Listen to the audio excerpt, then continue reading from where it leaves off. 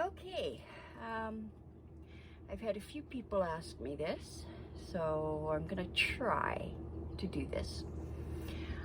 Some people seem to be curious as to, one, why I have a service dog,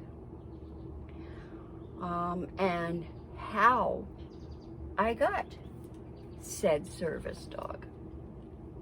Okay, well, first and foremost,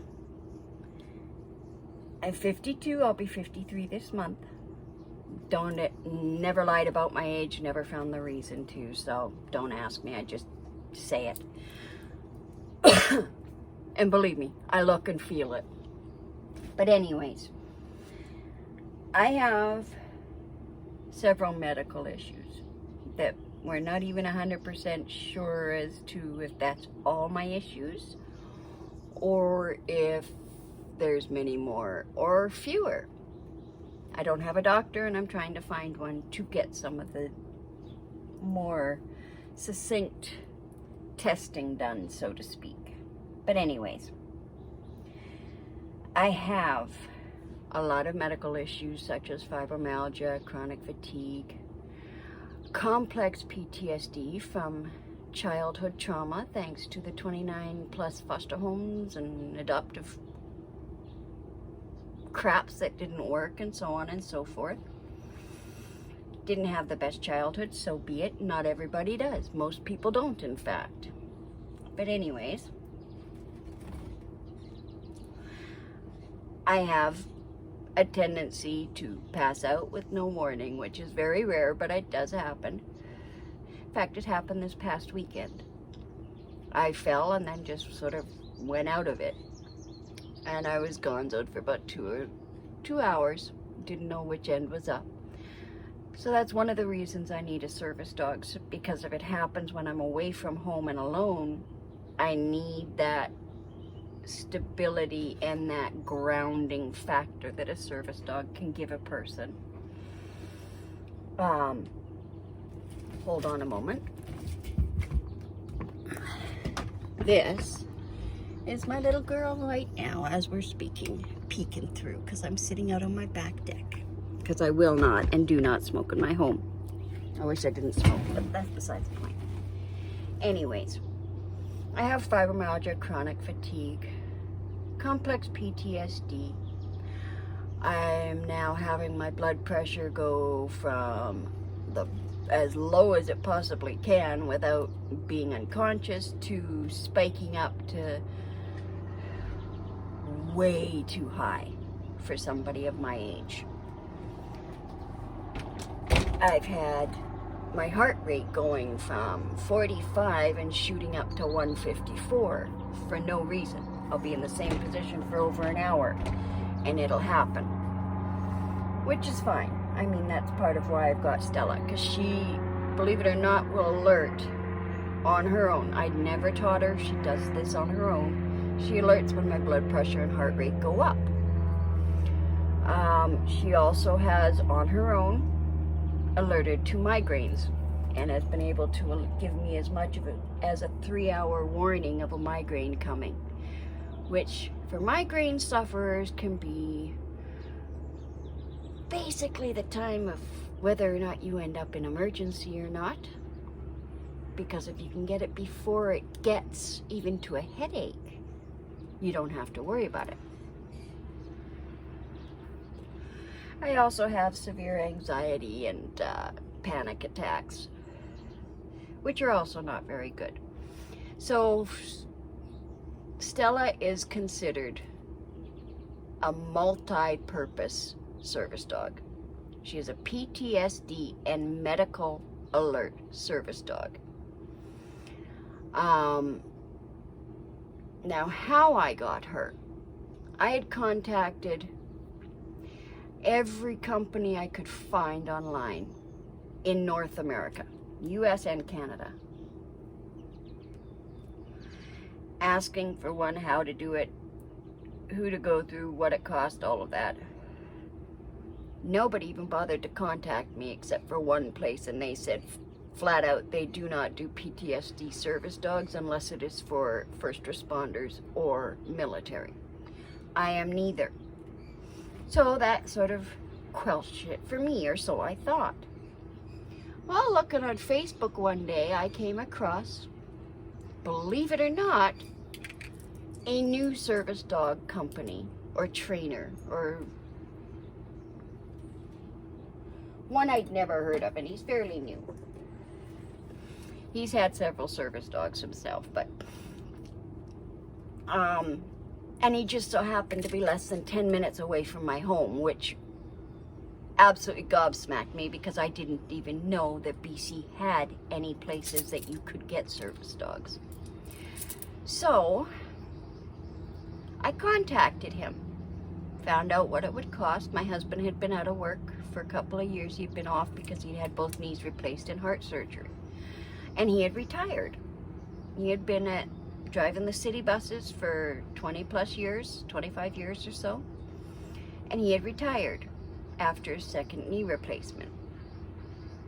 Well, because of the cost, because it can be $25,000 to $40,000 for a service dog, which I think is absolutely obscene, but I do understand it with the training and everything that it goes into these puppers.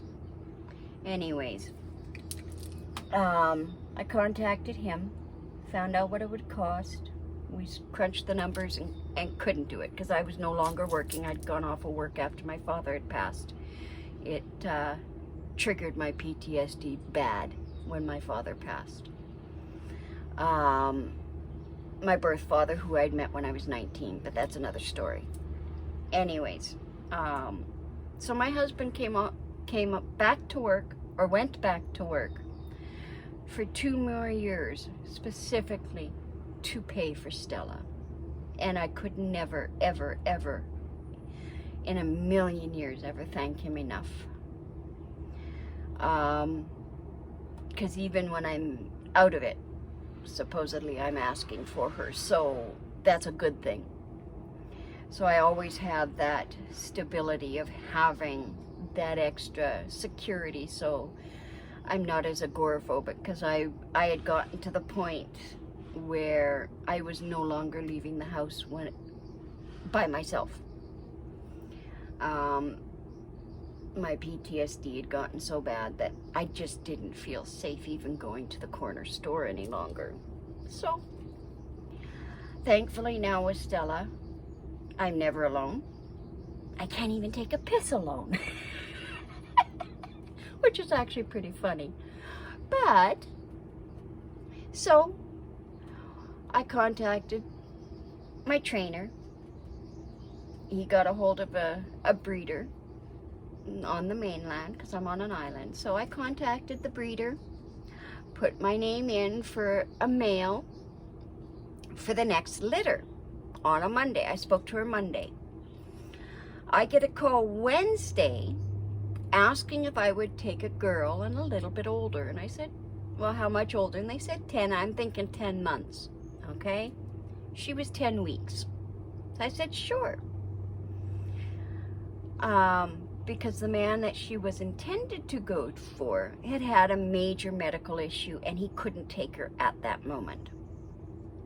So instead of not allowing her to become a service dog, which is definitely her calling, no ifs, ands, or buts, she's definitely meant to be a service dog. So I got the call Wednesday asking if I would take her. I said, definitely. I got on my mobility device and caught the ferry on that Friday. So I spoke to her Monday, talked to her again Wednesday the same week, went Friday the same week over to the mainland, got off the ferry, went down to the entrance of the building to go back on the ferry, picked up Stella, this little 10-week bundle of fluff, because that's all she was a bundle of fluff. I've had whippets for 20 years. I'm not used to a long-haired dog, so she was just a ball of fluff. And sure enough, this little girl bonded to me right away. By the time I got back to the island and home, I couldn't walk out of this girl's sight. She had to be with me everywhere.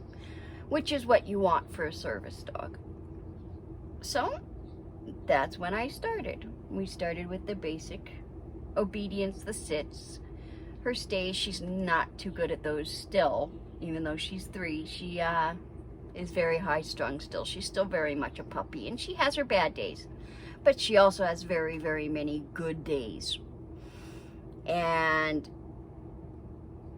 she has passed our government test to be a service dog. So she is what Canada considers a certified service dog.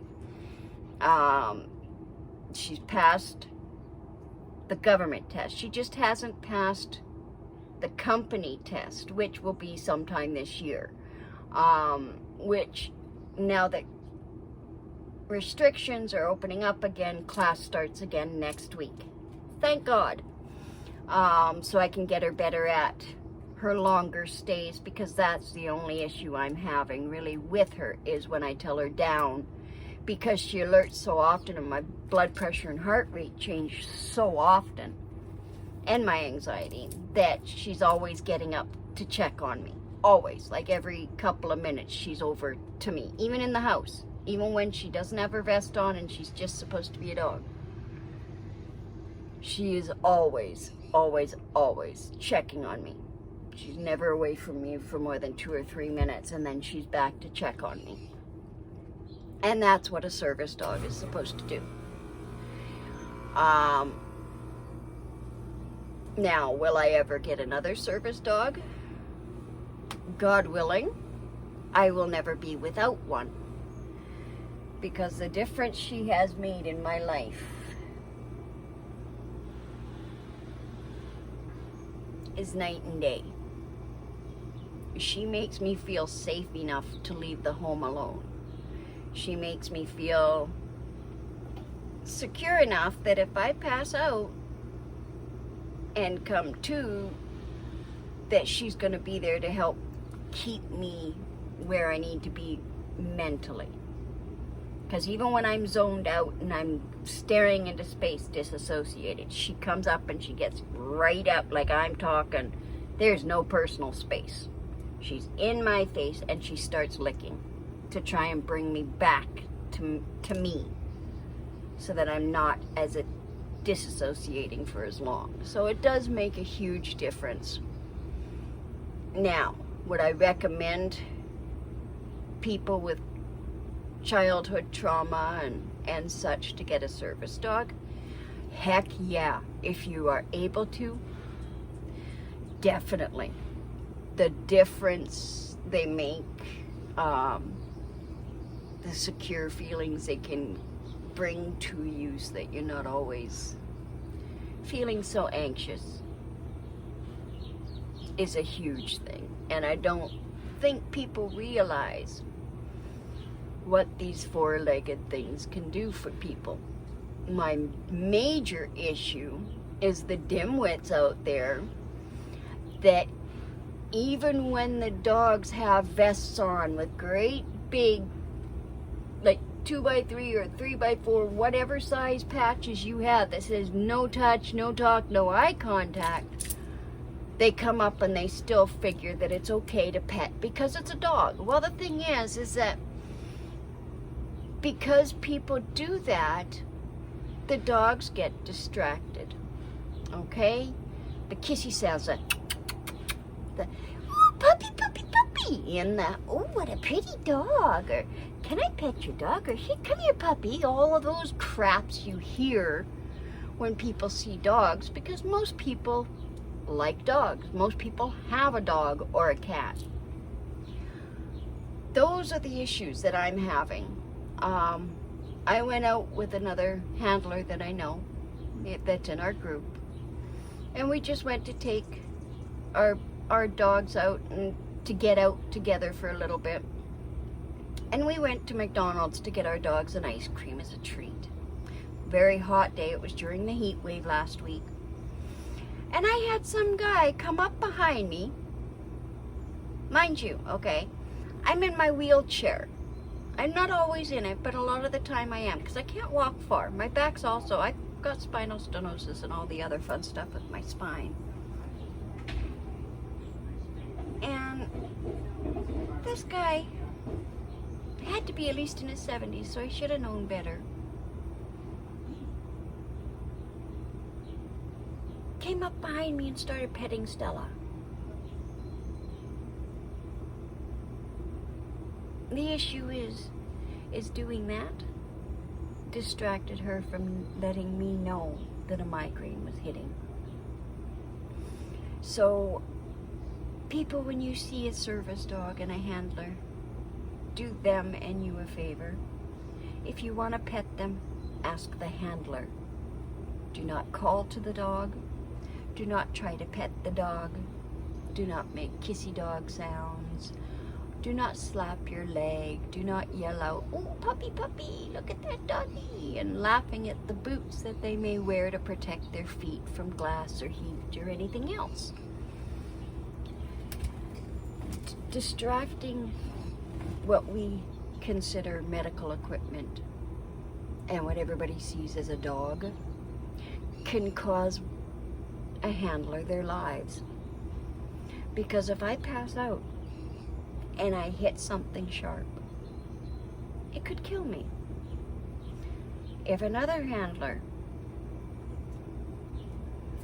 has a dog to monitor their heart and someone's distracting the dog and their heart suddenly drops or skyrockets in the beats, the dog's distracted, so they're not paying attention to their handler, which in turn misses the alert to protect their handler, which is what these animals are for. They are there to keep us from falling, to keep us balanced, mentally and physically, and vertically even. But doing the kissy sounds and all the other stuff to bring a dog, to bring their attention to you, in turn can seriously harm, put someone in the hospital, or even kill someone. And people don't seem to realize that something so minute as making a kissy sound to a gorgeous animal could kill the person they're with. Not all of them, but there are some handlers that it could. So as one handler out there, fairly new to the game, because I got Stella in 2018, so I was 50 when I got her.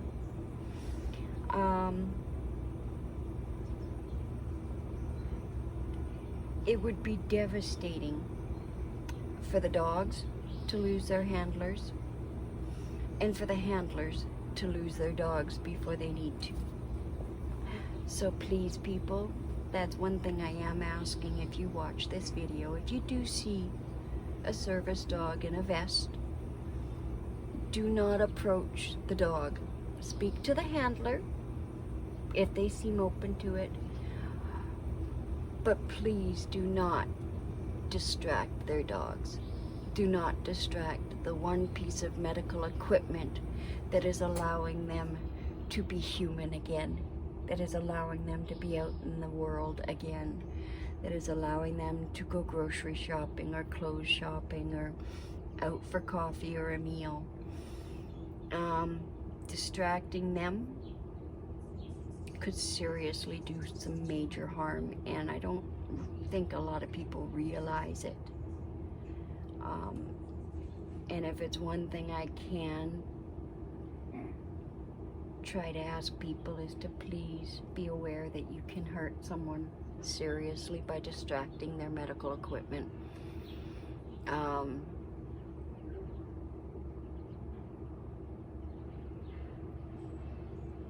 that's all I really have an issue with are the fake service dogs. I've had a dog try to attack mine when I was in the hospital. So please, also, don't bring your pets and pretend they're service dogs, because they're not. And a true service dog handler can tell the difference. The public usually can't. So I'm begging you, please, if the dog is behaving, staying next to their handler, listening,